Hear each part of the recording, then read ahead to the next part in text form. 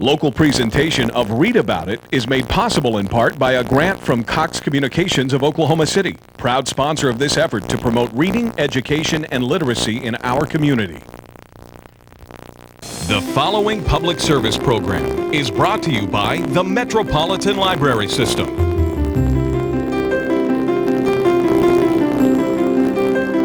And now, Read About It with your host, B.J. Williams. We have a great show for you today, including Shirley Pritchett and Jerry Toland here to tell us about the really spectacular Friends book sale. But first, Ruby Soutier and Julie Mock are going to tell you about a really neat book.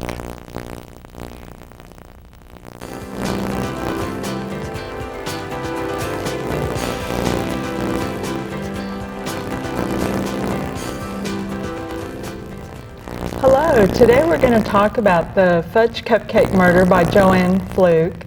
This is the fifth in a series of mysteries to feature Hannah Swenson, and I like the character development of this mystery, and I also like the fact that it's a culinary mystery, which means that it has recipes. I listened to this particular one on compact disc in my automobile. Julie, did you read this one? No, I listened to it on CD as well, which definitely makes the drive to work a lot nicer. I also enjoyed this one. It is about Hannah Swenson. She is a cook. She owns a cookie shop and caters for different events in a small town in Minnesota. And one evening while she is teaching a cooking class at the local high school, she takes out the trash and finds the body of the town sheriff in the dumpster. And because her brother-in-law was running for sheriff at the same time, her sister encourages her to get involved and investigate the mystery, which she does. And this is all complicated by the fact that one of her two boyfriends is also the deputy sheriff who's put in charge of the murder. And there are also a number of subplots going on at the same time as this main plot. And I like the mystery part that you just talked about, but my favorite part of this particular mystery has to do with the fudge cupcakes in the title, because they're working on a cookbook for the community, and there is a fudge cupcake recipe that they want to include in the cookbook, but unfortunately one of the ingredients, it says a half a cup of secret ingredient. And so throughout a lot of the book, Hannah and her partner at the cookie shop, Lisa, spend a lot of time trying to figure out what the secret ingredient might be. And being a person who likes to cook, I really enjoyed that subplot of it. What was your favorite parts of the book, Julie? Well, I enjoyed probably the main story, the mystery of it. I enjoyed the recipes as well. However, I think that probably would have been more enjoyable to read rather than to listen to, because to listen to them read the recipes on CD, I actually fast-forwarded through most of those. If I had wanted to try one of them, I would have checked out the book and copied it down. I enjoyed this. This is a typical cozy mystery with, quirky characters and kind of a friendly setting and a lot of character development. And if you enjoy that, I think you would enjoy The Fudge Cupcake Murder by Joanne Fluke, which you can find at your local bookstore or library. I know it is wet, and the sun is not sunny. Hi, my name is Jose Jimenez of your Metropolitan Library Commission. Most experts tell us that if you just spend 20 minutes a day reading to your child, you're not only building a bond that lasts a lifetime, but you're also preparing that child to learn how to read. Check with the experts at your Metropolitan Library for suggestions on just the right books for you and your family. And visit us at our website at www.metrolibrary.org. With me now is Darlene Browers of the RJN Downtown Library and Ruth Green, and they are here because something really exciting is going to be happening at our library, right? We think so. We're very excited about having this. On February the 13th, we want to invite everybody to come to see the Moscow Nights, which is a performance of Russian folk music. This trio of musicians uses traditional instruments and will give us a lively program. We also have a display of Russian art. both adult and children's art. And on February the 13th, we want to invite everybody to attend a reception with authentic Russian food.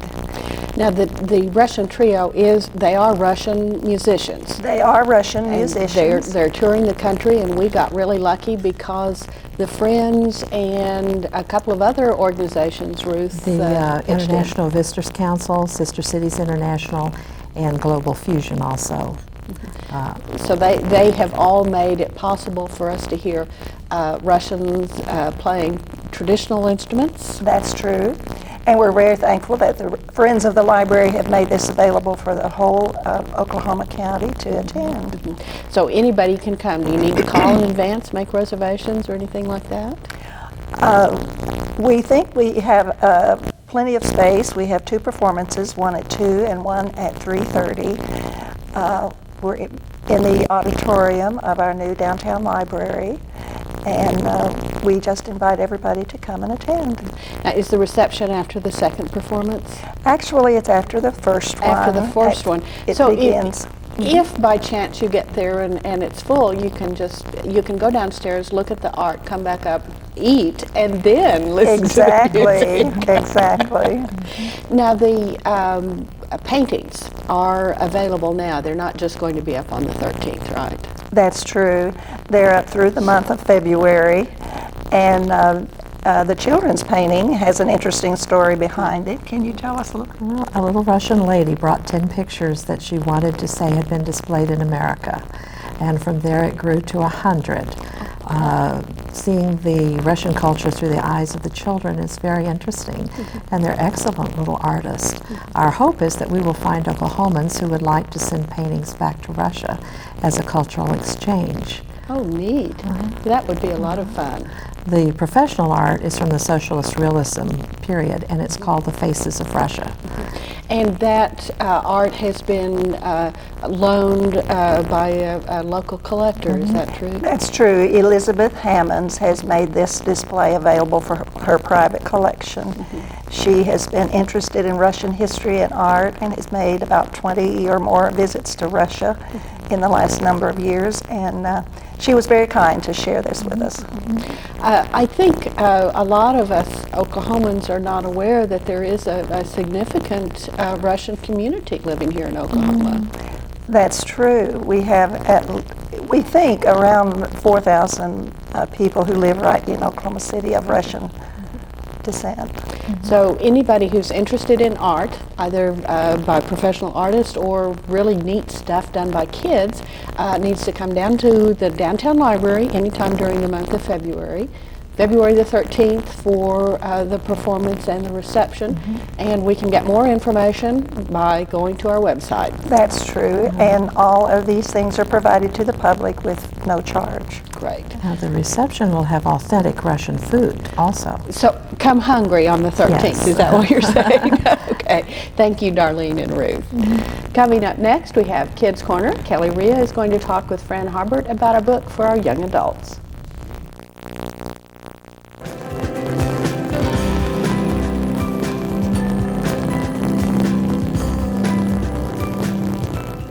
Hello, and with us today is Fran Harbert. She's the children's librarian at Dell City Library, and we're so happy that she could be here today. Fran, you brought a great book. Can you tell me the name of it? It's United Tates of America. The United Tates of America, and it's written by Paula Danziger. Yes. And you brought it because...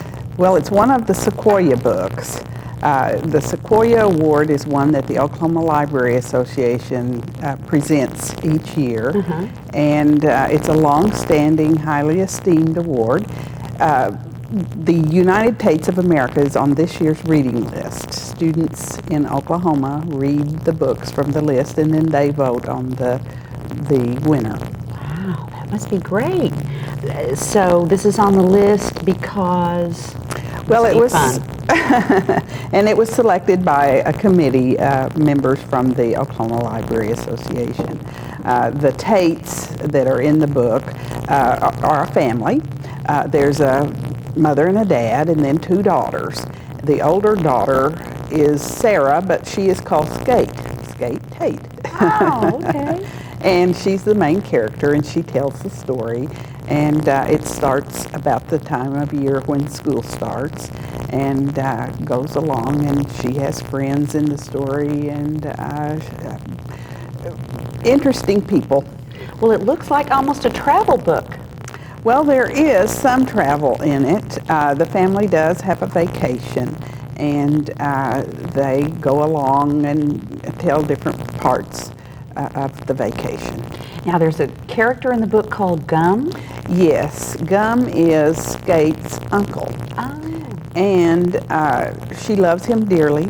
He doesn't live with them, but he does come and go throughout the story. And he does make possible the vacation that the family takes. Oh, so he's a special guy and he makes things happen. Yes. Excellent. There's something about boys acting like ducks. Yes. There are 3 boys. Skate encounters them in the very first chapter. They quack, they waddle, they flap their wings, and she goes down on the bus, gets on the bus, and here they come down the aisle quacking and carrying on, and all through the book, there they are, quacking and waddling. There's so many fabulous parts of this book, and it's for kids ages... It's in our section for 5th and 6th graders. 5th and 6th graders. We hope that you'll look for this book, The United Tates of America, by Paula Danziger. You can find it at your local bookstore or at your favorite library. Thanks, Kelly and Fran. And with me now is Doug Benton, and I don't know, I think that he's got a book he wants to talk about. Is that true? Actually, I have a whole bunch of books. Ooh. I want to talk more about a literary character than about okay. And individual book. And I'm guessing Sherlock Holmes. Sherlock Holmes, yes. Channel surfing the other day, I discovered that the Jeremy Brett series of Sherlock Holmes adaptations that were done for British television still have a life. They're still showing up. And I was thinking about, what is it about Holmes that has made him such a long-lived character? Especially since he was such an intellectual snob. Oh, he's terrible. But I think one of the things that has made the character live is the fact that in the adaptations anyway, for film or for television, different actors find different things that they want to emphasize in the character. And it was a broad enough written character that there are things that you can find in it. It wasn't just a one-dimensional character, although people who are not that familiar with Holmes think, okay, he's the intellectual thinking machine, and that's it. That's as far as they go. And that's really from I think the Basil Rathbone films of the late 30s and early 1940s, or through the war years, actually, because that's how Rathbone played him, as kind of a cold fish thinking machine. But other people like Christopher Plummer have played him with a lot more compassion. Ian Richardson did a couple of television movies in Britain of Holmes, and he plays him as a friend. I mean, you can actually see that he and Watson are buddies in this, and that Watson is not just there as a sounding board. Jeremy Brett, at least in the early years before his depression got the better of him, played Holmes as a man of action. It means he's always running and jumping over furniture and leaping over hedges and that kind of thing.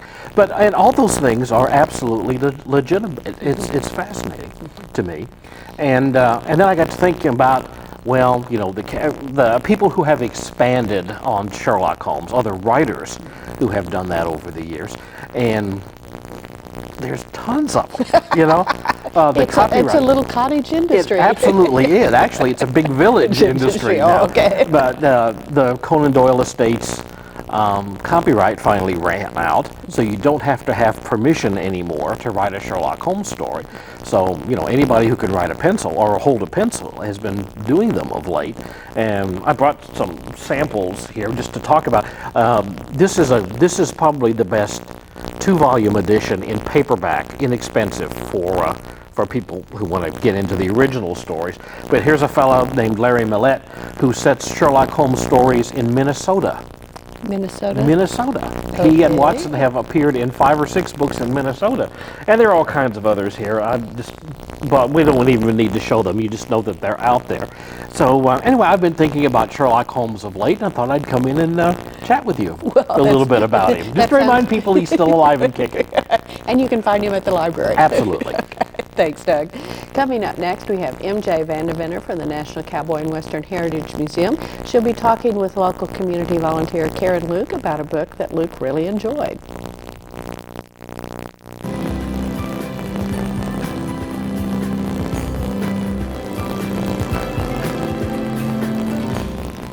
Karen, so nice to have you here. Thank you. And you're going to talk about Carolyn Hart's book, Letter from Home, which Tony Hillerman said was a wonderful book and sort of took him back to his small town growing up roots in Oklahoma. It's set in Oklahoma. That's right. Any of us who grew up in any small town, but particularly Oklahoma, I think will find this a delightful book. Recalling when a long-distance call was exciting, and when we had salmon croquettes and peas and jello, but more importantly, it is a great tale. A young girl is a newspaper reporter. She's only 13. Is caught up in a murder in her small town. There's passion and mystery about it, but it recreates, I think, so vividly the 40s. Well, I think what probably we most want to know about is who gets murdered and how does it get solved? Well, we think that a jealous husband has murdered this young woman, and she appears to be a very loose lady, but our young heroine knows otherwise and sets out to prove that, and defending her, and in defending her is criticized because the community is sort of outraged and quick to blame. This is a novel, as you mentioned, by Carolyn Hart, who is an Oklahoma City native and a wonderful friend and a great author. She won the Agatha, which is an award for the best mystery of the year in 2003. And in fact, it was her third such award. And she was also nominated for the Pulitzer, right? That's right. I think anyone would enjoy this story, young people as well as those of us who are a little older and who remember personally the 40s and 50s. Well, I think it's just going to be a really good read, don't you? And a quick read, probably. Yes, it is a quick read, but it is well done. It's well crafted, and it's very vivid in its description, and the ending is very much a surprise. Do you want to share the surprise? No. Never share the surprise. I will mention, though, MJ, that it's now also out in paperback. It's a very small little book, easy to take on a trip or give as a gift. And I think people will come to love Carolyn Hart as a writer and love this little Gretchen as a heroine. Oh, she sounds fascinating. She is. We thank you so much for sharing with us today. Thank you for inviting me. All right. Come again. Thanks. Well, I'm back with a couple of people that show up once a year, and when you see Shirley Pritchett, who is with the Friends and also a member of the Metropolitan Library System Commission, and her compatriot Jerry Toland, you know that it's time for book sale. Right. And it's amazing how quickly it seems to come every year. Really, it does seem to come around just real fast. Now, it's at the end of February. The dates are? The dates are the 26th and 27th of February from 9:30 to 5:30 p.m. at the Made in Oklahoma Building, State Fairgrounds. And anybody who likes to read or knows someone who likes to read should be there. Absolutely.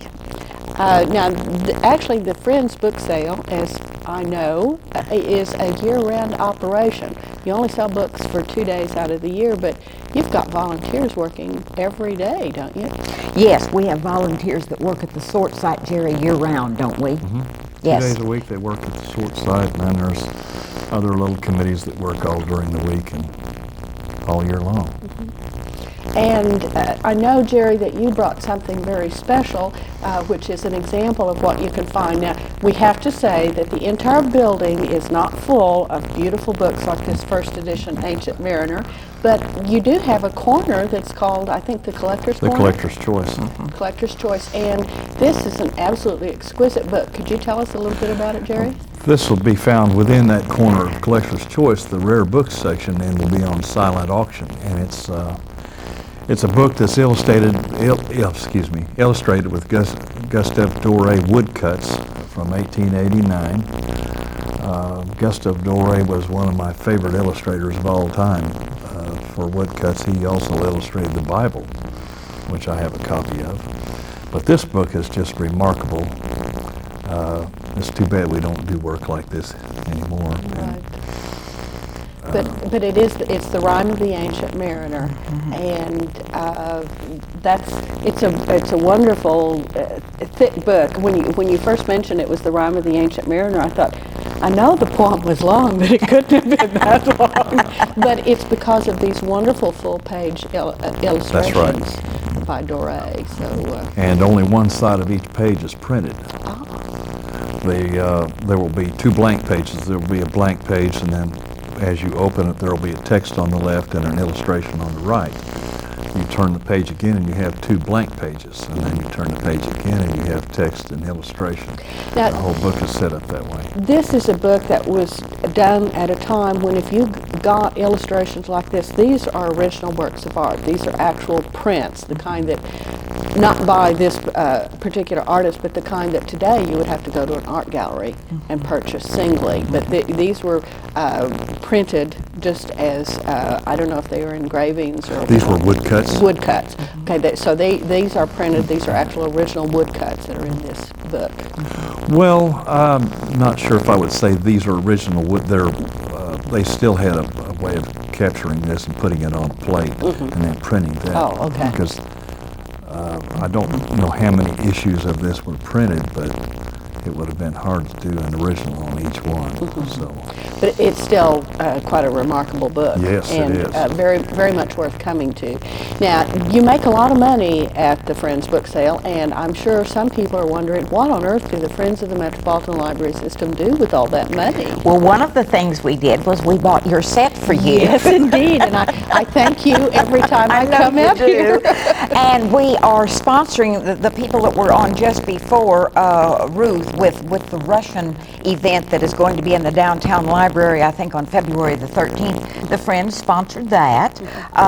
We have bought a truck once upon a time for the downtown library, and we sponsor a lot of youth programs, bring a lot of people in for special events like this Russian event, and we paid for much of the events that went on in the opening of our new downtown library. The Friends sponsored those. Well, I know a lot of the librarians are very appreciative of the fact you have kind of a grant system where librarians from the libraries in the system can apply and say, really want to bring these Russian musicians to my library, and it's going to cost X amount. They go through a process with our grants committee. But actually, it's not just the librarians. Any employee of the Metropolitan Library System can apply for a grant. That gives me some more ideas. But this is additional money, and it's in the, how much did you make last year? It was some impressive amount. We brought in $216,000 in a 20-hour sale, all with volunteer labor. Isn't that impressive? Yes, it is. And those volunteers earned every penny of it. Yes, we did. Yes, we certainly did. So, now, there's actually a way to get in early. And there's no secret to it. No secret. And there's still a way to do that. Shirley, can you tell us? Yes. If you are a member of Friends, you will be mailed your tickets to get into book sale. I believe they're going out today. If you are not a member of Friends yet, you can come to the Made in Oklahoma building from 12 till 4 and buy a membership, which will in turn get you tickets. Memberships $10 for individuals and families, $6 for senior citizens. That booth will close down at 4 o'clock. It will open again at 6. And we're talking about the Friday night. Friday night, and this is just for Friends only. You get first chance and that Made in Oklahoma building is stacked to the rafters with books. How many did you say, Jerry? We've got somewhere between 450,000 and 500,000. Oh my word, heaven, heaven in a building. But you can come down early that Friday and get your tickets so that you can get in before the public shows up. And they show up with trucks outside, but they come in with wagons. I've seen them bring wagons into the book sale. Trash cans on wheels, 55-gallon drums, yes, flatbeds, and they will start lining up about 6 a.m. on Friday for the doors to open at 5:30 p.m. Oh my word. Now, if they would like to join and become a member and volunteer to help move all those $500,000 books, Right. if they'll call the Metropolitan Library and seek us out, they can have part of the fun of moving these things. So you can actually contact any of the libraries, go to the website, Yes, you can go to the website, or I can give you a telephone number here. Okay, well, I think it's up on the board. Let's not bother with the phone number. We are out of time. Okay. So be sure and come and buy books. Please do. It helps our library system, and it gets books in the hands of people who need them. Right. I want to thank you very much for being with us, Shirley Pritchett and Jerry Tolan. Thank you. Thank you. Hi, I'm Donna Morris, Executive Director of your Metropolitan Library System. You know, experts tell us it's never too early to begin reading to a child. If you spend just 20 minutes a day reading to a child, you're not only building a bond that lasts a lifetime, but you're helping that child to prepare to learn how to read.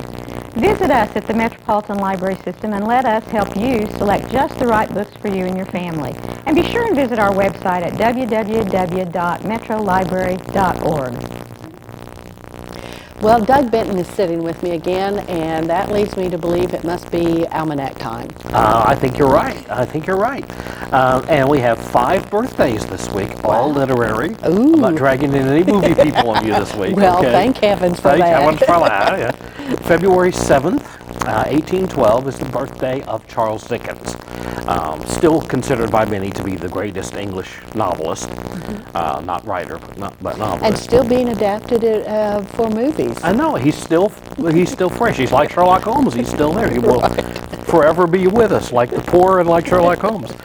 February 7th, 1885 is the birthday of Sinclair Lewis.